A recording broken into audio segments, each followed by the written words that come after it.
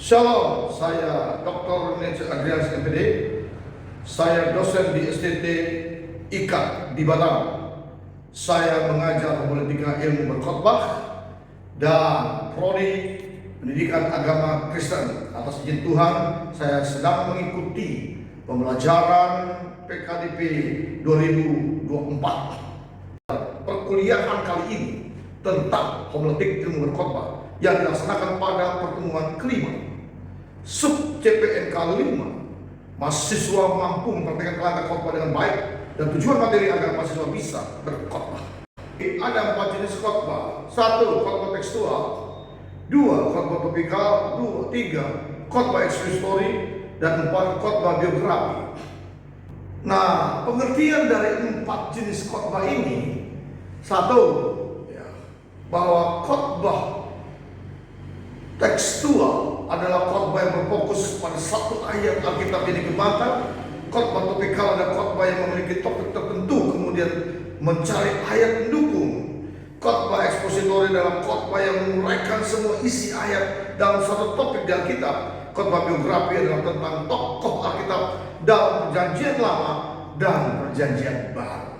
Pembelajaran saya adalah dengan ceramah, tanya jawab, dan praktikum. Untuk itu saya akan menayangkan sebuah cuplikan video mahasiswa yang berkhotbah jenis khotbah tekstual. Shalom, nama saya Erni Notanidar Halawa.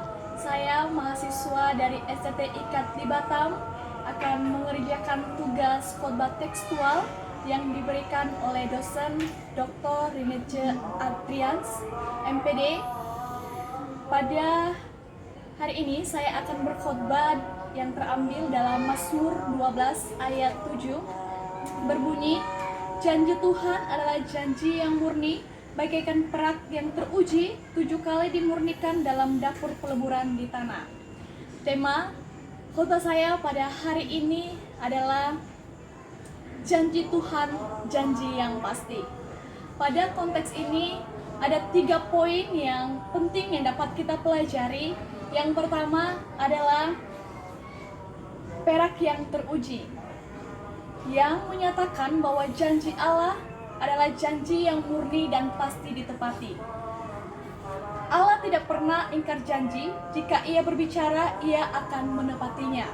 Kemudian poin yang kedua adalah 7 kali dimurnikan, yang diartikan Allah mempertimbangkan baik-baik dengan segala ucapan yang keluar dari mulut Allah, sehingga apa yang dikeluarkan Tuhan dari mulutnya atau suatu hal janji yang ada adalah janji yang berkualitas.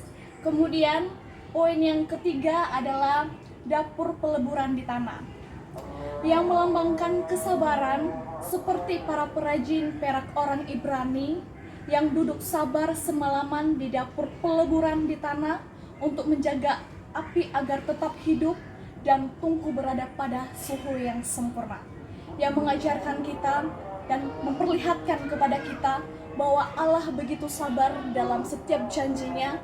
Allah begitu memahami setiap hidup kita, sehingga setiap janji-janji yang diberikan oleh Allah adalah janji yang benar-benar sempurna. Kesimpulan dalam teks khotbah saya pada hari ini adalah manusia sangat-sangat terbatas dalam menepati janjinya.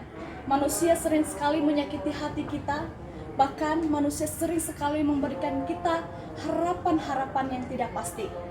Namun yang perlu kita ingat, janji Allah yang pasti dalam setiap kehidupan kita. Janji Allah yang dapat kita pegang.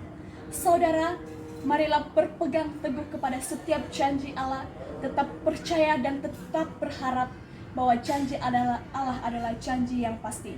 Tuhan memberkati saudara sekalian. Amin. Demikianlah tayangan khotbah tekstual tadi dari mahasiswa. Dan dalam Alkitab Roma 10 ayat 17, iman timbul dari pendengaran firman Allah. Jadi saudara sekalian mahasiswa, iman umat terletak di ujung lidah pengkhotbah. Oleh karena itu, melalui materi homiletika ilmu berkhotbah ini, mahasiswa sedang ditanamkan dalam hidupnya bahwa Tuhan sangat membutuhkan pengkhotbah agar saudara sekalian mereka menyadari, supaya mereka percaya dan beriman kepadanya sebagai Tuhan. Artikel Bapak Gereja Agustinus berkata, tanpa Tuhan kita tidak bisa. Tanpa kita Tuhan tidak mau. Terima kasih. Shalom.